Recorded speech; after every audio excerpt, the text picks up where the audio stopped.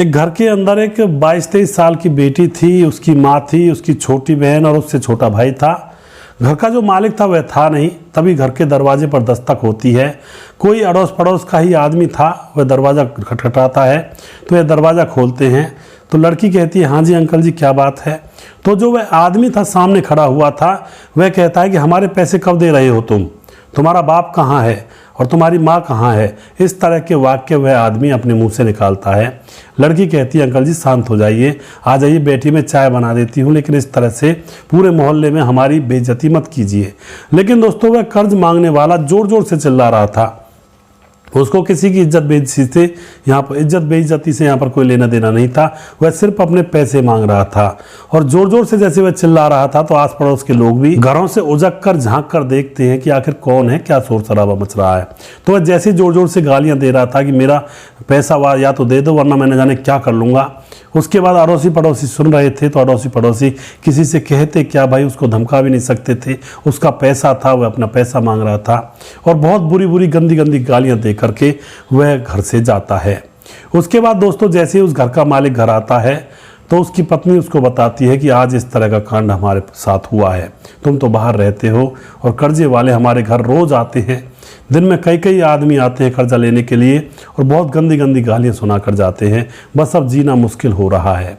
अब जो वह आदमी होता है वह कहता है कि ठीक है, अब तुम मेरा इंतज़ार मत करना, मेरी लाश ही घर पर आएगी और तुम्हारा कर्जा भी माफ़ हो जाएगा मेरे मरने के बाद, और इन सारे कर्जदारों को मैं जेल में बंधवा दूंगा, इनके खिलाफ ऐसा बयान लिख कर जाऊँगा। लेकिन दोस्तों यह बात जब पत्नी सुनती है तो वह कहती है कि अगर तुम चले गए तो उसके बाद हमारा जीवन ही क्या रहेगा।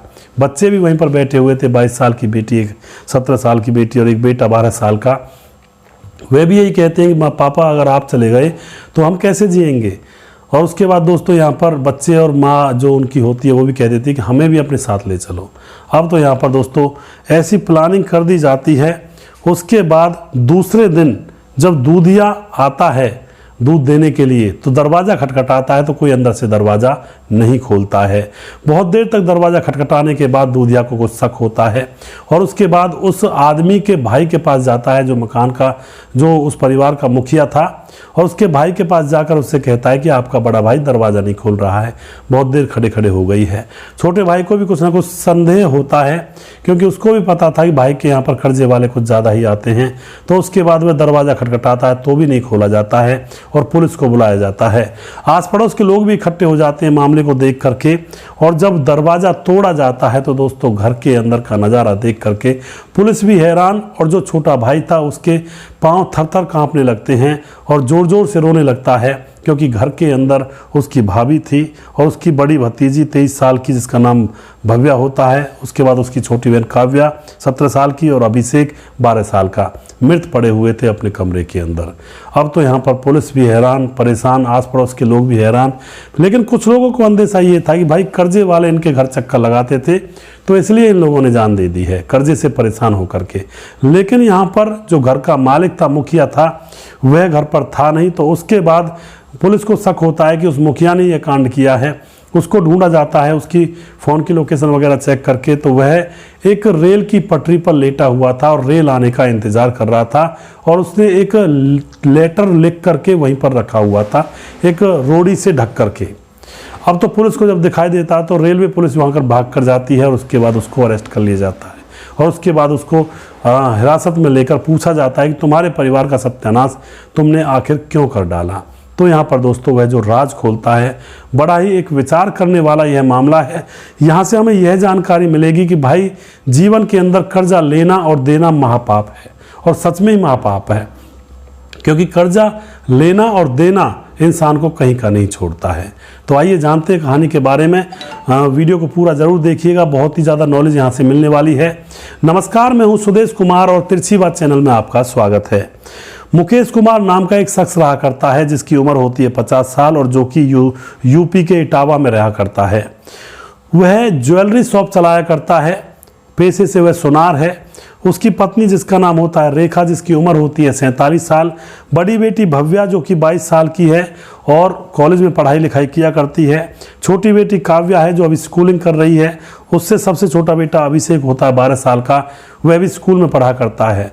तो दोस्तों शुरुआत के जो दिन थे इनके बड़े खुशहाल थे, बड़े आनंद से एंजॉय से इनका समय कट रहा था, क्योंकि जो मुकेश होता है वह सोना चांदी खरीदा करता और छोटे जो सुनार होते हैं उनकी दुकानों पर वह बेच दिया करता, तो काफ़ी मुनाफा उसको हो जाया करता और बाकी अपनी दुकान जो थी ज्वेलरी शॉप उससे भी वह कमाया करता, तो खूब अच्छे से मज़े में ज़िंदगी कट रही थी।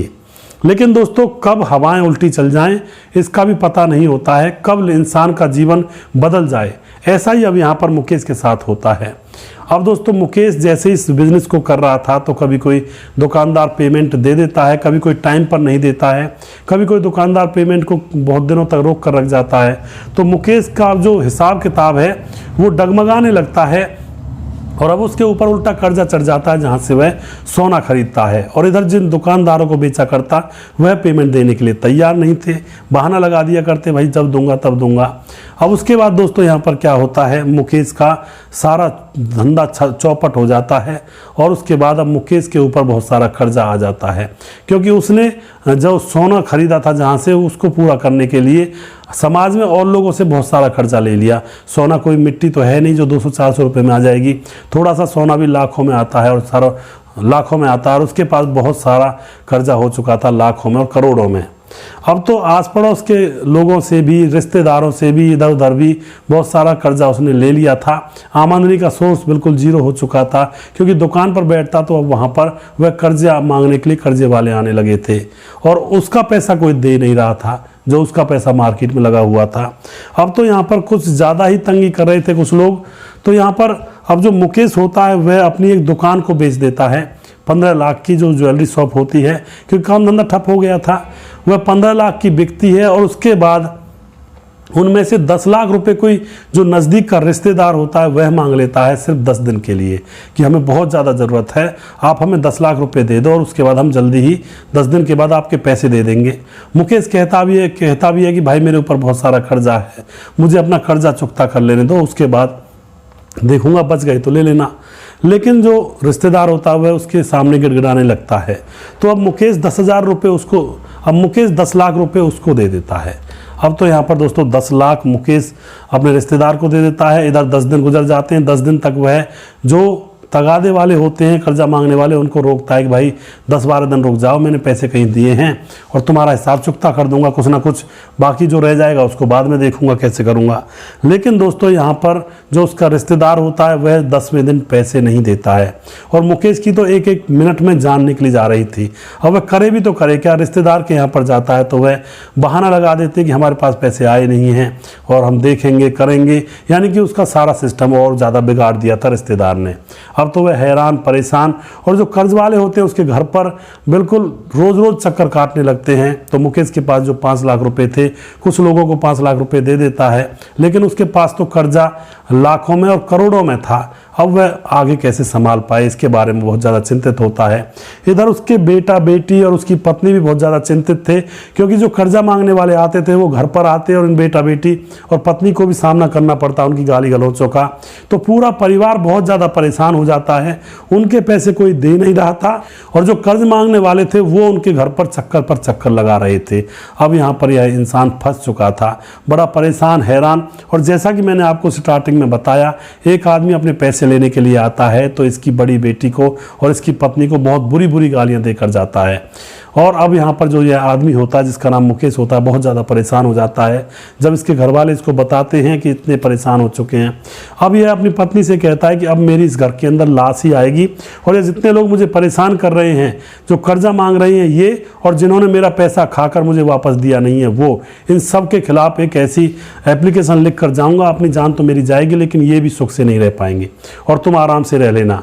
लेकिन दोस्तों इतने में पत्नी और बड़ी बेटी रोक देती है, बापू हम तुम्हारे बगैर कैसे रह पाएंगे? जब तुम ही नहीं रहोगे तो हम क्या करेंगे यहाँ पर रहकर? हमें भी अपने साथ ले चलो। तो दोस्तों यहाँ पर वह रुक जाता है। पत्नी कहती है कि हाँ, मुझे भी अपने साथ ले चलो, बच्चों को भी ले चलो, क्योंकि बच्चों के साथ न जाने कौन कैसी दरिंदगी करेगा हमारे बाद, तो इनको ही क्या करें यहाँ पर छोड़ करके। पत्नी को पता था कि आज शाम को वो इस दुनिया को छोड़ने वाले हैं, बच्चों को भी पता था आज वो इस दुनिया को अलविदा कहने वाले हैं। शाम होती है, प्लानिंग इन्होंने बनाई ली थी, पहले नींद की गोलियां खिलानी थी। तो दोस्तों जो पिता होता है नींद की गोलियां लेकर आता है, और छोटे बेटे ने पूछा पापा ये क्या है? तो कहता है नींद की गोलियां बेटा, इनको खाने के बाद तुम मर जाओगे। अब बच्चों को पता तो था ही, बच्चों की आंखों से आंसू निकल रहे थे, पत्नी भी रो रही थी और वह पति भी रो रहा था। और उसके बाद खाने में नींद की गोली खीर में मिलाकर सभी बच्चों को सबको खिला दी जाती है। लेकिन दोस्तों जो आदमी होता है मुकेश, वह खुद नहीं पीता है, क्योंकि उसको इन सारे लोगों को मारना जो था और उसके बाद खुद भी मर जाना था। उसके बाद ये सारे लोग नींद में चले जाते हैं और दोस्तों एक एक करके मुकेश अपने परिवार के, बच्चों के और अपनी पत्नी के गले घोंटता चला जाता है, उनकी हत्या कर देता है और उसके बाद खुद मरने के लिए रेलवे ट्रैक की तरफ चला जाता है और फिर सारा जो नोट वगैरह लिखता है और उसमें सारे लोगों के नाम लिख देता है कि इन्होंने मुझे परेशान किया है, और खुद भी हिम्मत नहीं जुटा पा रहा था, पूरी रात गुजर गई थी। लेकिन सुबह सुबह यह हिम्मत जुटाता है और रेलवे ट्रैक पर लेट जाता है।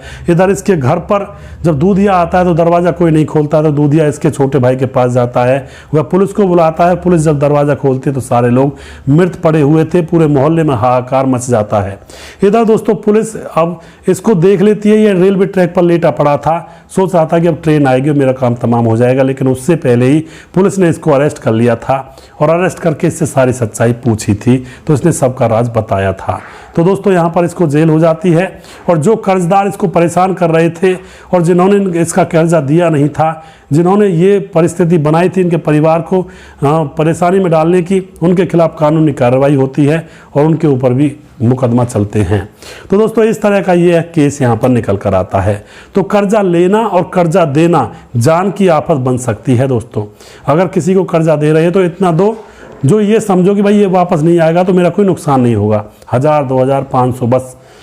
ज़्यादा दोगे तो आपकी ज़िंदगी को भी ले बैठेगा कर्जदार। उसके बाद किसी से कर्जा मत लो, लेना है तो इतना लो जिसको आप टाइम पर दे सको, वरना तो कर्जा लेना और देना आपकी जान की आफत बन सकता है। दोस्तों आप जो भी यहाँ पर कहना चाहते हैं अपनी राय कमेंट बॉक्स में लिख सकते हैं। वीडियो के लास्ट में भाइयों के नाम में नहीं ले रहा हूँ, क्योंकि यहाँ पर थोड़ा जल्दी में बनाया वीडियो।